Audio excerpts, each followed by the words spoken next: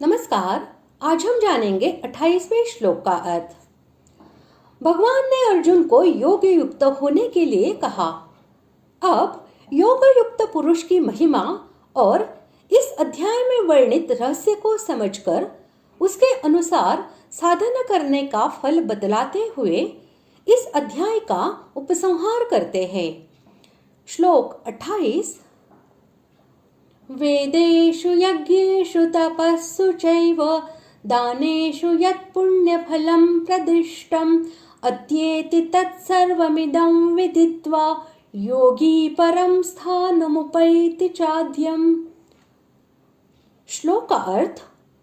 योगी पुरुष इस रहस्य को तत्व से जानकर वेदों के पढ़ने में तथा यज्ञ, तप और दानादि के करने में जो पुण्यफल कहा है, उस सब को निस्संदेह उल्लंघन कर जाता है और सनातन परम पद को प्राप्त होता है। भगवत प्राप्ति के लिए जितने प्रकार के साधन बतलाए गए हैं, उनमें से किसी भी साधन में श्रद्धा भक्ति पूर्वक निरंतर लगे रहने वाले पुरुष का वाचक यहाँ योगी है।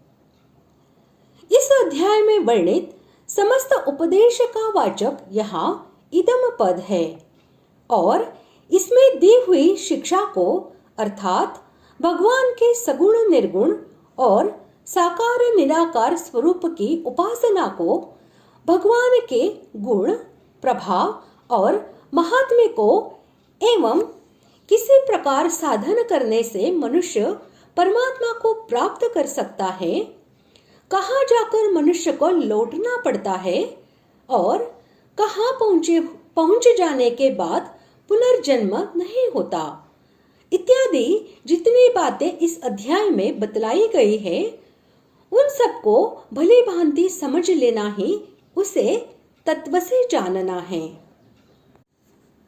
यहाँ वेद शब्द अंगों सहित चारों वेदों का और उनके अनुकूल समस्त शास्त्रों का यज्ञ, शास्त्र विहित पूजन, हवन आदि सब प्रकार के यज्ञों का, तप, व्रत, उपवास, इंद्रिय संयम, स्वधर्म पालन आदि सभी प्रकार के शास्त्र विहित तपों का और दान, अन्नदान, विद्यादान, क्षेत्रदान आदि सब प्रकार के शास्त्र विहित दान एवं परोपकार का वाचक है।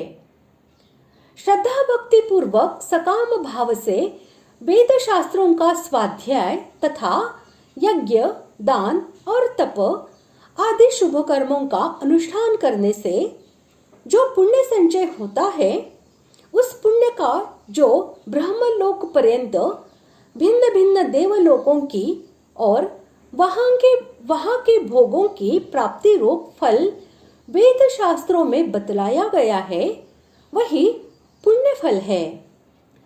एवं जो उन सब लोकों को और उनके भोगों को क्षणभंगुर तथा अनित्य समझकर उनमें आसक्त न होना और उनसे सर्वथा उपरत हो जाना है, यही उनको उल्लंघन कर जाना है।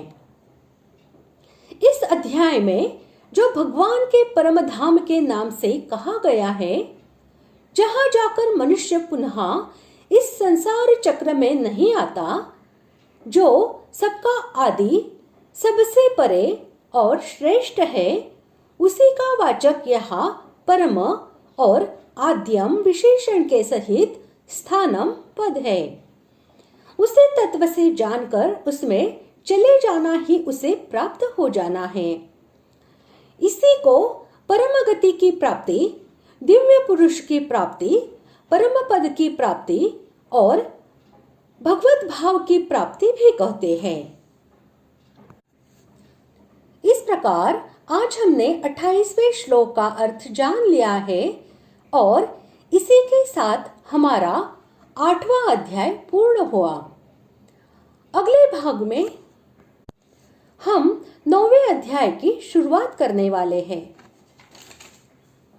ओम तत्सदिति श्रीमद्भगवद्गीतासु उपनिषत्सु ब्रह्म विद्यायां योगशास्त्रे श्रीकृष्णार्जुन संवादे अक्षर ब्रह्म योगो नाम अष्टमोऽध्यायः।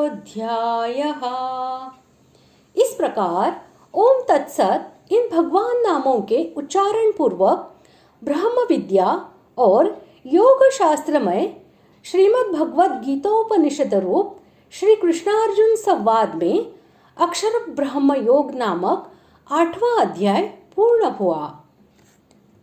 धन्यवाद।